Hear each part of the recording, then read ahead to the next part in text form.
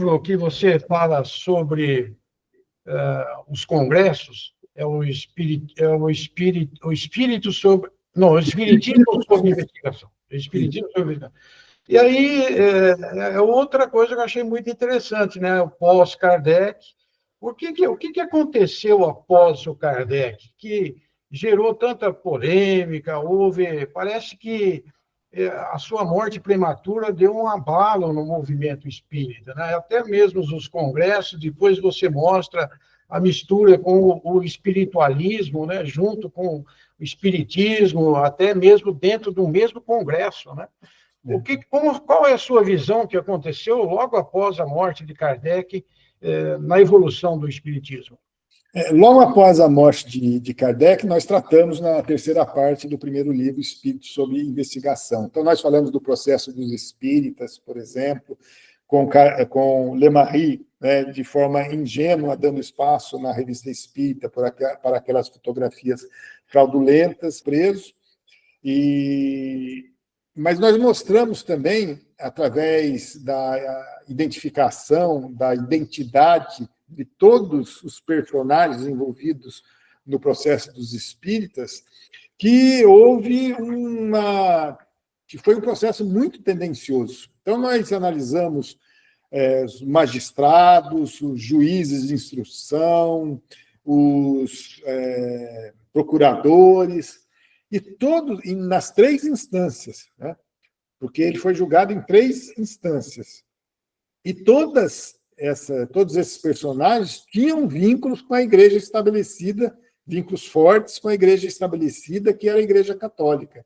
Então, o objetivo principal não era julgar Lemarie e as fotografias que eram fraudulentas realmente, mas todo o espiritismo. Tanto que houve um movimento de aproximação entre a Sociedade Parisiense de Estudos Espíritas e a Sociedade Anônima nessa época, para juntar forças para ajudar no processo contra Lemarie e o espiritismo, porque essas sociedades também tinham um tipo de conflito.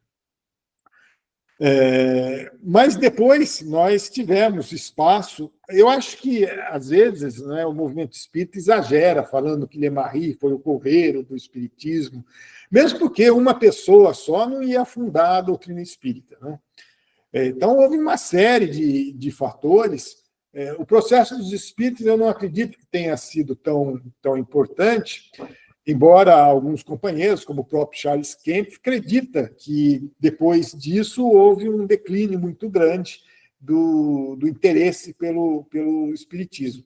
Mas nós percebemos, pelo menos, no número de pessoas que iam ao cemitério, que anualmente, né, na data de desencarnação de Allan Kardec, se reuniam espíritas. E nós não percebemos que o número tenha decaído. Mas o fato é que houve espaço, né, para algumas doutrinas estranhas ao espiritismo, né, como a teosofia, o rustanguismo, que foram dados espaços que foram dados por Lemarie, mas, no meu entender, o principal ponto de declínio, pelo menos no final do século XIX, foi a perseguição da Igreja Católica, a questão científica que estava se desenvolvendo e, obviamente, que não pesquisava os fundamentos do espiritismo, e a falta de estudo das pessoas do movimento espírita francês, aliado com a derrocada financeira da Sociedade Anônima, que aconteceu, primeiramente, com a anulação do testamento de Jean Guérin. Então, Jean Guérin, que era rustanguista, infelizmente, deixou todo o seu patrimônio para a Sociedade Anônima. Seus herdeiros vieram a reclamar e a justiça francesa acabou dando razão a eles. Por uma razão que as pessoas também, às vezes, não sabem, né? A Sociedade Anônima foi criada para não ter lucro. E o testamento, né, não poderia ser, patrimônio não poderiam ser dado para sociedades que não tivessem lucro. porque senão isso ia configurar, né, uma entrada anormal, digamos assim, de dinheiro, como se fosse o lucro. E é por isso que o testamento foi anulado.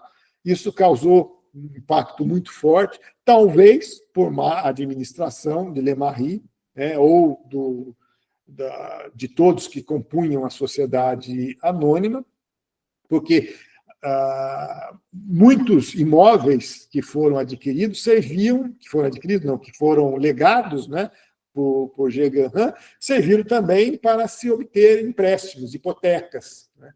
E daí, quando essas hipotecas não puderam mais ser pagas, a sociedade anônima pediu a falência. E logo depois, ajudando então a fundar definitivamente, nós tivemos a anulação do testamento da Amélie Boudet, da senhora Kardec. Também vários parentes de enésimo grau, né? E aí também nós colocamos no primeiro livro quais eram esses parentes, porque nenhum tinha sobrenome Boudet ou Rivail. Eu falei, de onde veio essa turma toda, né? Então descobrimos que uma avó da Amélie Boudet teve um segundo marido, e teve um primeiro marido, na verdade, então, antes da sua mãe, antes do nascimento da sua mãe, que era do segundo marido, e esse ramo da família que acabou gerando esses descendentes que acabaram entrando contra a sociedade anônima. Então, todos esses fatores, principalmente a questão financeira, mas também a falta de estudo, que acabaram, para nós, no nosso entendimento, causando a diminuição do interesse pelo espiritismo. Depois, nós temos os congressos, que começaram, como eu disse, os congressos internacionais em 1888, mas tivemos também vários congressos depois em Paris, em 1889, 1890 também, não me lembro as datas, mas tivemos vários espiritualistas envolvidos. E daí era um balaio de gato, né? Cada um puxando a brasa para a sua sardinha. E o que nós analisamos no nosso livro porque são congressos com anais bastante extensos, mas vimos principalmente as conclusões desses congressos. E as conclusões sempre eram relacionadas aos princípios, aos fundamentos do espiritismo. E daí nós pudemos, porque nós queríamos ver se havia havido algum tipo de progressividade, conforme Kardec havia delineado. Então, na Constituição de 1868, como nós dissemos, ele sugeriu que congressos que seriam realizados de 25 em 25 anos, que se tornariam congressos orgânicos, seria o fórum adequado para a discussão do que ele chamou de credo espírita e do formulário de princípios, que são, basicamente, né, as verdades inconcussas do espiritismo e também as questões secundárias. Então, Kardec diz que as questões secundárias deveriam ser analisadas e mesmo os princípios fundamentais, se a ciência ou novas descobertas mostrassem algum tipo de equívoco. Então, para ele, Kardec, a doutrina não seria estática, ela seria dinâmica. O que nós vimos nesses congressos é uma discussão filosófica sobre alguns desses fundamentos, inclusive sobre a reencarnação, porque nós tínhamos muitos espiritualistas que não aceitavam a reencarnação e o desenvolvimento, a evolução acontecendo apenas em esferas na dimensão espiritual. Então, na conclusão, às vezes, o termo reencarnação ficava de fora. Então, vejam que houve essa completa divergência das ideias de Kardec e dos fundamentos do espiritismo. Então, nós fizemos esse acompanhamento dos congressos até a Segunda Grande Guerra, e todos eles, a análise se mostrou para nós bastante frustrante, bastante decepcionante, porque nós não vimos nenhuma progressividade, né? E sim, às vezes, até uma retrogradação em relação a que Kardec já havia estudado e consolidado. que aconteceu? Depois da Segunda Grande Guerra, nós tivemos os congressos mais com o foco não de avaliar o conteúdo e a eventual progressividade, mas apenas para a divulgação. Então, nós temos expoentes, né, médiums ou palestrantes, expositores reconhecidos pelo movimento espírita, fazendo palestras de abertura, de fechamento, discussões sobre temas diversos, mas nenhuma pesquisa, seja científica, seja usando algum tipo de método como utilizado por Kardec, a concordância universal do ensino dos espíritos, para trazer novas informações para serem discutidas. É claro que quando eu falo de progressividade aqui, nós não estamos falando de reforma da doutrina espírita, nada disso. Nós estamos falando naquilo que Kardec pretendeu, e o grande ponto que precisa ser discutido, Kardec faz alguma sugestão à época, mas, evidentemente, que hoje em dia nós teríamos que pensar em outros métodos para aceitar ou não uma determinada pesquisa, uma nova informação ou uma nova descoberta. Então, quais são os critérios de aceitação? Ninguém tem a estatura aqui de Kardec para poder dizer, não, aqui nós vamos aceitar, por exemplo, os centros vitais ou os chakras vindo lá do orientalismo para dentro da codificação. Nós temos a literatura subsidiária, André Luiz, que fala disso, né? Mas aceitar ou não depende do movimento espírita. E hoje não existe uma coordenação e nem seria fácil de implementar, né, uma forma de discutir essas novidades, entre aspas, e aceitá-las ou não. Interessante essa sua visão que você teve ao estudar os congressos espíritas, né? A gente sabe que nos congressos acadêmicos, científicos, as pessoas apresentam os trabalhos publicados, né? Apresentam trabalhos, e aí há diferentes sessões, os trabalhos são apresentados, são debatidos, etc., saem, entram outros trabalhos. Essa ideia de um congresso científico baseado em trabalhos, em publicações de pesquisas materiais, no caso da nossa ciência, baseada em matéria. Então, a biologia, a física, qualquer outro, vai apresentar vários projetos, trabalhos publicados com experiências desenvolvidas. Congressos que no Brasil aconteceram, e mesmo palestras, etc., ampliaram a divulgação do espiritismo num outro modelo, não um modelo científico, mas aquele modelo clássico, mais religioso, vamos dizer. E isso promoveu um efeito maior.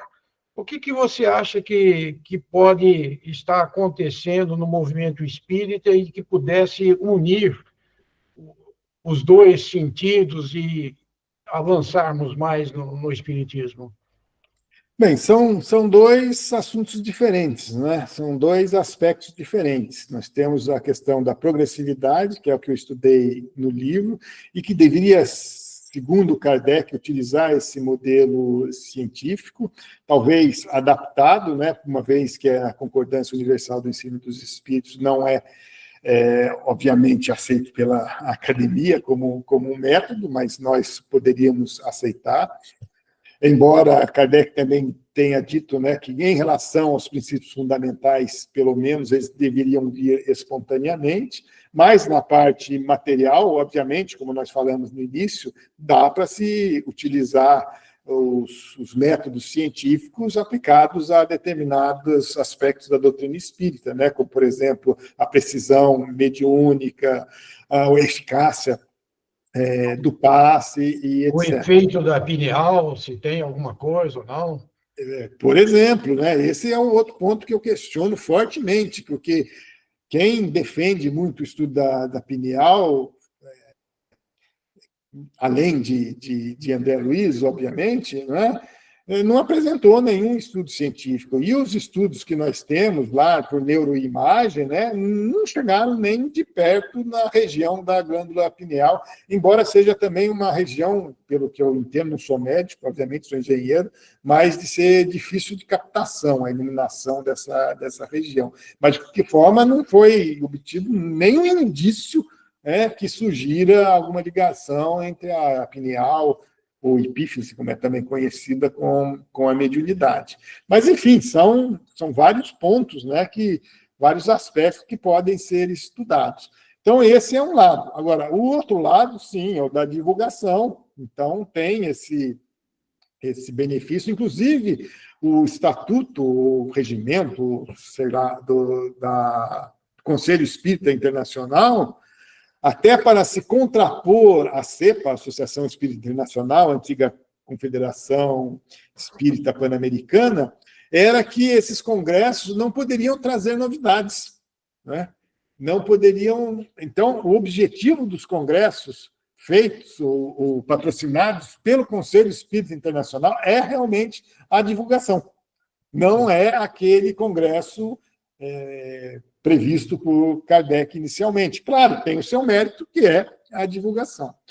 Alguns congressos setoriais, digamos assim, no Brasil, trazem algum benefício, como, por exemplo, o encontro da Liga dos Pesquisadores do Espiritismo, os ENLIPS, né, do qual eu já participei em várias ocasiões, né, mas ainda tem um alcance bastante limitado, né, não é alguma coisa que abrangesse todo o movimento espírita.